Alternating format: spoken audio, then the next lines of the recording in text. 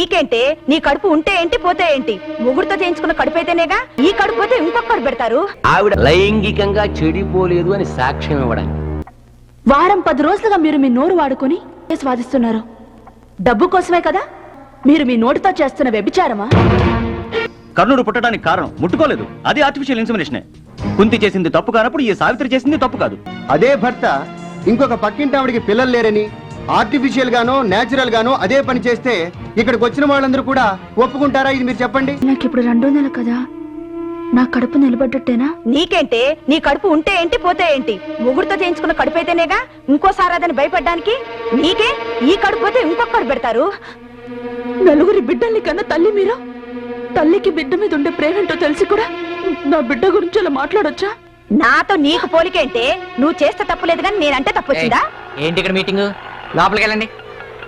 చూడు సావిత్రి, ఇంతకు ముందులా వీళ్ళతో అక్క పిన్ని అంటూ వరుసలు పెట్టి చనువుగా ఉండద్దు.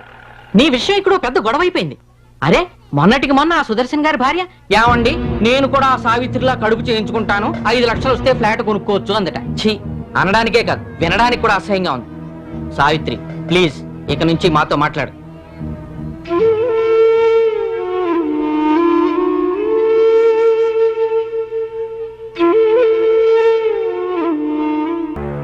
మీరు విడాకలా? అవును సావిత్రి, నేను దేవుణ్ణి అనుకుంటాను కానీ కాదు, మామూలు మనిషిని. నా భార్య గర్భంలో మరొకరు బిడ్డ పెరుగుతుంటే నాకు తలుచుకోవడానికి అసహ్యంగా ఉంది. నేను చూడడానికి కూడా మనసు పడడం లేదు.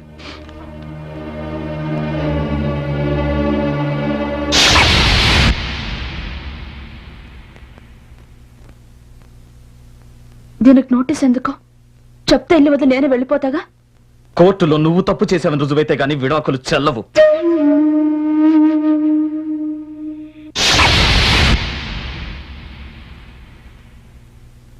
నేను తప్పు చేశానని కోర్టులో చెప్తారా మీరు? చేసావు కదా. నేను ఈ విడాకులు ఒప్పుకోను. ఏ? నేనేం తప్పు చేయలేదే. ఈ మాట కోర్టు చెప్పాలి.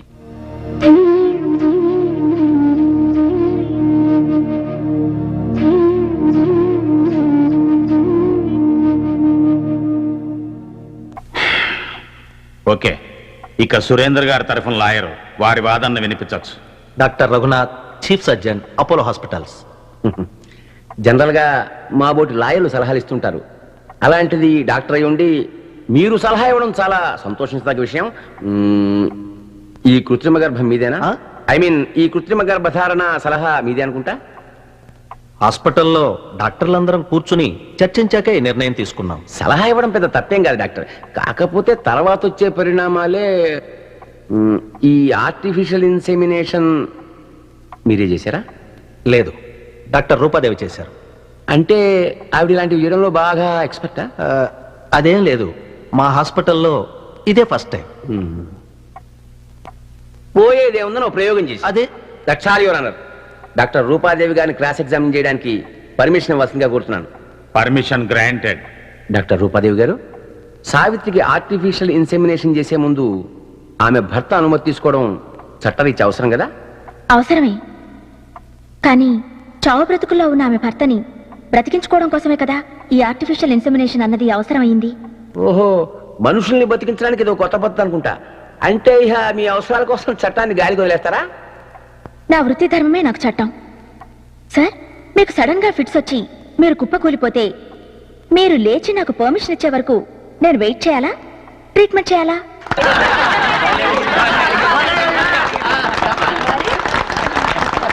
ఇది జరిగినప్పుడు మీతో పాటు ఎవరున్నారు? నేను, నాతో పాటు 2 నర్సులు. మీ హాస్పిటల్ స్టాఫ్ మాత్రమే, మరెవరూ లేరు? మరెవరో ఎందుకుండాలి? ఎందుకుండాలి అంటే ఆవిడ వైద్యరీత్యా మాత్రమే గర్భవతి అయింది, లైంగికంగా చెడిపోలేదు అని సాక్ష్యం ఇవ్వడానికి.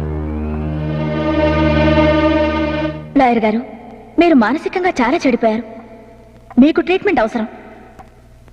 యువరానా, ఒక రక్తదానం లాగా, ఒక ఇంజెక్షన్ లాగా, ఒక బ్యాండేజ్ లాగా artificial insemination also after all a medical process. దీంట్లో సెక్స్ అనే వర్డ్కి తావే లేదు. ఓహో, పోనీ మీరన్నట్టు ఆఫ్టర్ ఆల్ ఇది బ్యాండేజీ కట్టినట్టు, ఆఫ్టర్ ఆల్ ఇది ఇంజెక్షన్ చేసినట్టు అయితే మరి వైద్య శాస్త్ర రీత్యా ఈ విధానాన్ని ఎందుకు కనిపెట్టినట్టు? ఎందుకంటే సంతానం లేని ఆలు మగలు తమ వంశాన్ని నిలబెట్టుకోవడం కోసం మాత్రమే ఉద్దేశించబడ్డ ఒక సదవకాశం ఇది. అంతేగాని దాన్ని ఆసరాగా తీసుకుని డబ్బు సంపాదించడం కోసం కాదు.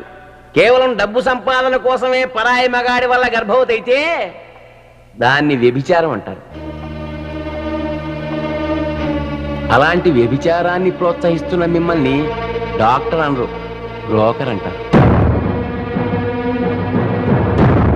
యువర్ ఆనర్, సావిత్రి చేసింది ముమ్మాటికి వ్యభిచారమే.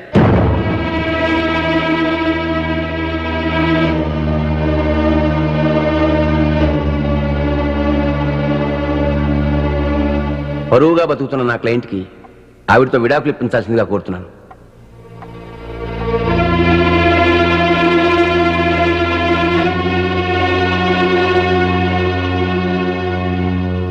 సావిత్రి గారు, మీరు చెప్పుకోవాల్సిన ఏమైనా ఉందా?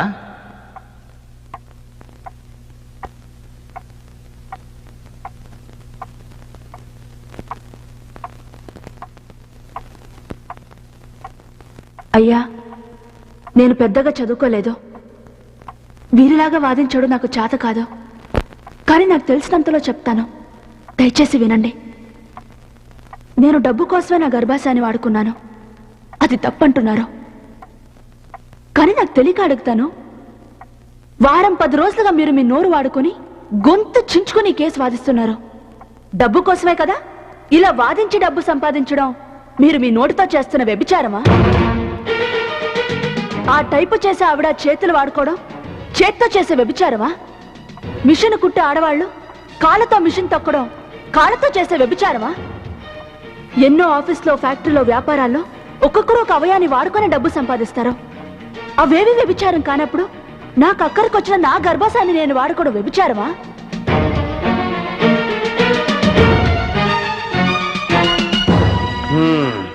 చప్పట్లు కొట్టండియా.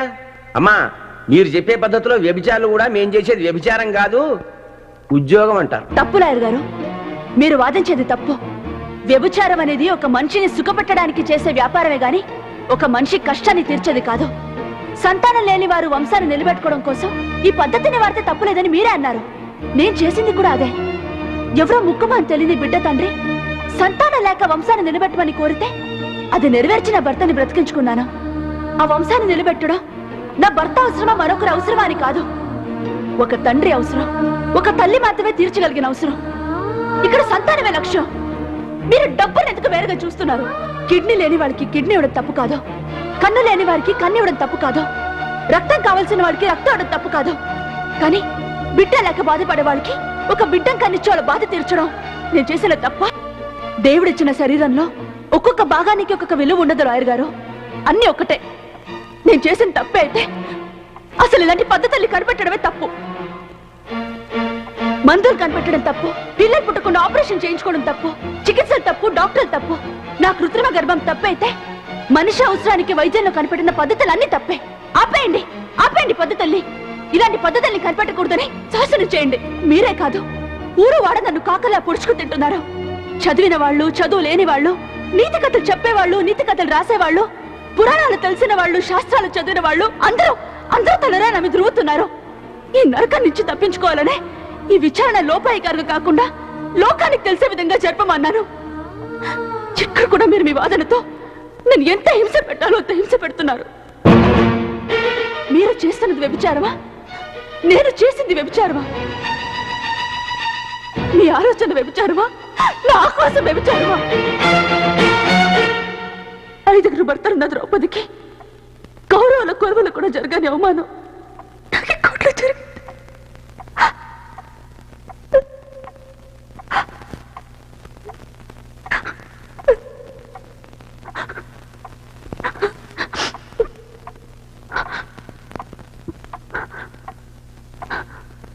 ఈ బిడ్డకి తండ్రి ఎవరైనా, తల్లిని మాత్రం నేనే.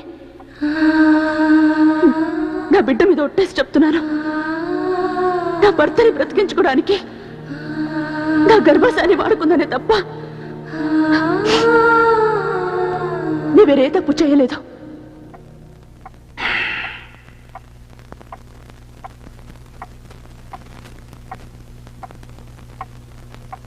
Court is adjourned.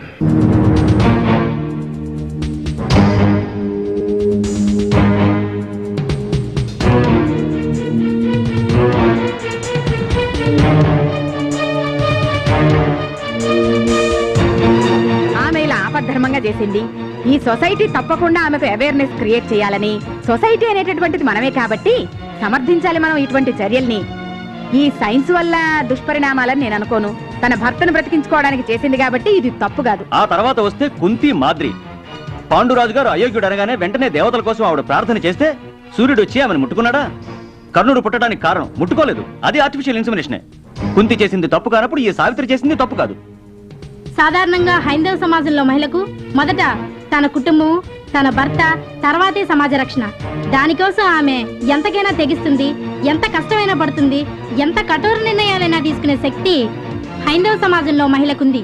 Husband sentiment is more valuable than the child sentiment.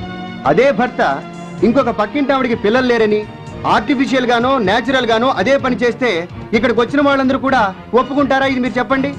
ఎవరు ఒప్పుకోం. డబ్బే సంపాదించాలంటే ఆర్టిఫిషియల్ ఇన్సెమినేషన్ ఎందుకు? గంటకు 1000 రూపాయలు చొప్పున రోజుకు 24 గంటల్లో 9 నెలల పాటు 270 రోజులు ఇంటూ 24,000 రూపీస్ పర్ డే. ఆవిడ ఎంత సంపాదించుండేది?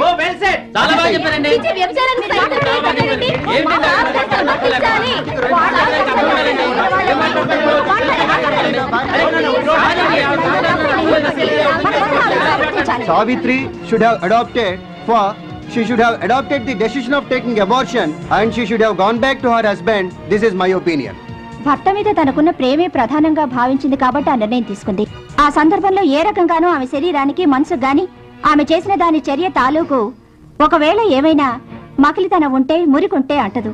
తను చేసింది ఒక రకంగా తప్పే అని చెప్పాలి. ఎందుకంటే ప్రదీప్ గారు చెప్పినట్టు భర్తకు తెలియకుండా తన విషయం చేస్తే అలా చేసింది కాబట్టి తప్పే. Adultery is the ground for divorce. 76 Hindu marriage act ప్రకారం కూడా single act of penetration is compulsory. ఇక్కడ ఏ రకమైన అడల్టరీ లేదు కాబట్టి this does not come under adultery at all. రాముడు దేవుడు, మనకు పూజనీయమైన దేవుడు. మరి పుత్రకామేష్టి యాగంలో అగ్నిదేవుని ఆశీస్సులతో పుట్టాడు. మరి వాళ్ళందరినీ ఆరాధ్య దేవతలుగా మనం సమర్థిస్తున్నప్పుడు ఇదెందుకు సమర్థించకూడదు? తన పతి ప్రాణాలు కాపాడడం కోసం తన మాతృత్వాన్నే పణంగా పెట్టింది. అటువంటిప్పుడు సావిత్రి చేసింది తప్పెలా అవుతుంది? కష్టాలు అనుకోకుండా వస్తాయి.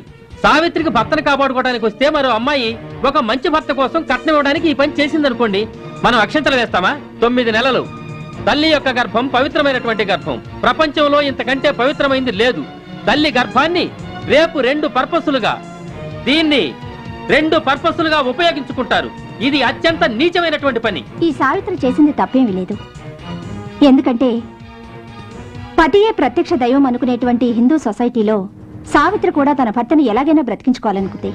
ఇన్ మై వ్యూ పాయింట్ పతికే ప్రాణభిక్ష పెట్టినటువంటి చాలా పుణ్యవతి ఆమె, సతి ఆమె. మరి అలాంటి సతి పతి ప్రాణం కొరకు తన మానాన్ని తెగించిందంటే తను ఎవరి బిడ్డని 9 నెలలు మోసిందో మనకు తెలీదు. కానీ ఆ మాతృత్వం అనేది మెటర్నల్ ఇన్స్టింక్ట్ అనేది వెరీ స్ట్రాంగ్ ఫీలింగ్.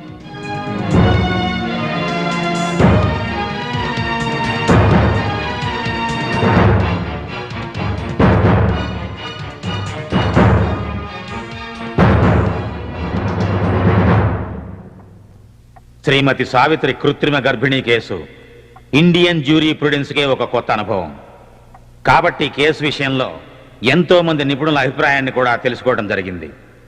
నీతి శాస్త్రాన్ని, న్యాయశాస్త్రాన్ని, వైద్య శాస్త్రాన్ని సమిష్టిగా పరిశీలించిన మీదట అత్యవసర పరిస్థితిలో శ్రీమతి సావిత్రి చేసిన సాహసం సమంజసమే అని కోర్టు అభిప్రాయపడింది. ఆమె ఆమోదం లేనందున శ్రీ సురేంద్రకి విడాకులు నిరాకరించడమైనది.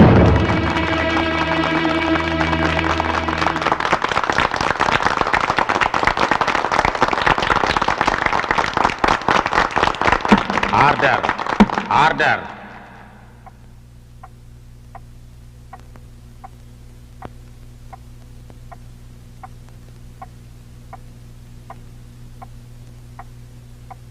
ఇప్పుడు మాకు విడాకులు ఇప్పించండి.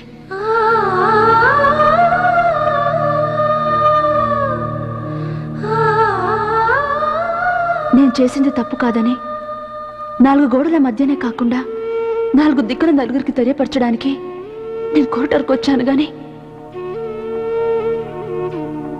ఆయన కోరితే నా ప్రాణాలనే ఇస్తాను. విడాకులంత ఆయన ఇష్టమే, నా ఇష్టం. ఆయనకు నేను వద్దంటే వద్దు. విడాకులు ఇప్పించండి.